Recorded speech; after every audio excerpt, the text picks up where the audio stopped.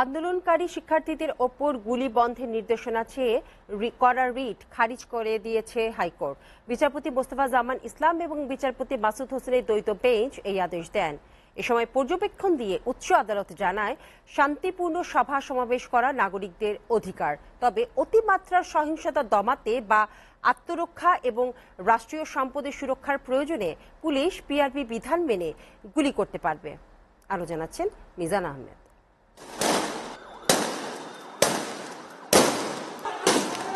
চলমান বৈষম্য বিরোধী ছাত্র আন্দোলনের শিক্ষার্থীদের উপর পুলিশ সহ আইন শৃঙ্খলা বাহিনীর গুলির ঘটনায় দেশ জুড়ে ওঠে সমালোচনার ঝড়। উদ্বেগজনক এমন পরিস্থিতিতে আন্দোলনকারী শিক্ষার্থীদের উপর গুলি বন্ধের নির্দেশনা চেয়ে হাইকোর্টে রিট করেন দুজন আইনজীবী। উভয় পক্ষের শুনানি শেষে বেশ কিছু পর্যবেক্ষণ দিয়ে দায়ের করা রিটটি খারিজ করে দেয় হাইকোর্ট।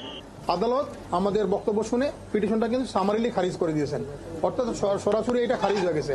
তবে আদালত যেটা সবচেয়ে বেশি গুরুত্বপূর্ণ যে অবজারভেশনটা দিয়েছেন সেটা হচ্ছে, যদি কোনো সভা সমাবেশ থেকে কোনো ধরনের সহিংসতা বা অরাজকতা বা উশৃঙ্খলা সৃষ্টি হয়, সেই ক্ষেত্রে পুলিশ পিআরবি যেটা আছে, পুলিশ রেগুলেশন অফ বেঙ্গল, সেইটার 153 থেকে 56 পর্যন্ত যে বিধানগুলো আছে, সেই বিধানগুলো, অর্থাৎ এখানে যেগুলো আছে যে তারা লেথাল আর্মস, তারা ফায়ার আর্মস এগুলো ইউজ করতে পারবে, যদি প্রয়োজন হয় সেগুলো তারা করতে পারবে। তো বলছে এটা করার সময় তারা যেন এটা আইন অনুযায়ী এটা করতে পারবে।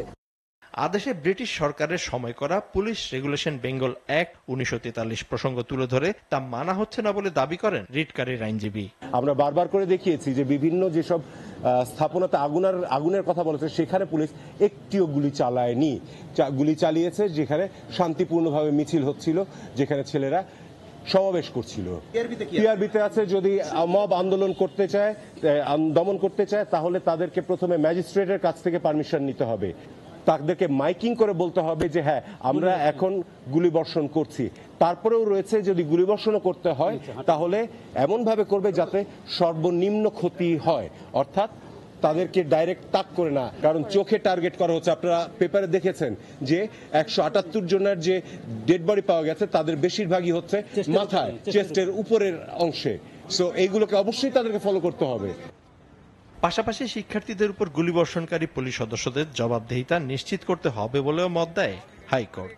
আমরা ওনাদের যে অবজারভেশন হয়েছে গুলিবর্ষণের ব্যাপারে, সেটাতে আমরা অবশ্যই সন্তুষ্ট, কারণ ওরা পরিষ্কার করেছেন যে আইন অমান্য করে কিছু করা যাবে না, এবং আইনও খুবই পরিষ্কার যে গুলিবর্ষণ এমনি এমনি করা যাবে না, লাইভ রাউন্ড যখন ইচ্ছা চালানো যাবে না, এবং এটা ক্লিয়ার, এবং আইনটাকে স্ট্রিক্টলি ফলো করতে হবে। আমরা সবচেয়ে বেশি সন্তুষ্ট যে আদালত বলেছে যে যারা এই ধরনের ঘটনা ঘটায়, আইন বহির্ভূত কোনো ঘটনা যারা ঘটায়, আটকের ক্ষেত্রে হোক, গুলিবর্ষণের ক্ষেত্রে হোক, তাদেরকে জবাবদিহিতার মধ্যে আনতেই হবে।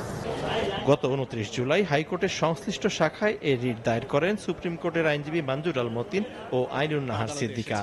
আমরা আদালতে বলেছি নিরস্ত্র প্রতিবাদকারীদের উপরে গুলি চলতে পারে না, যেটিকে মিজান আহমেদ, এসএটিভি, ঢাকা।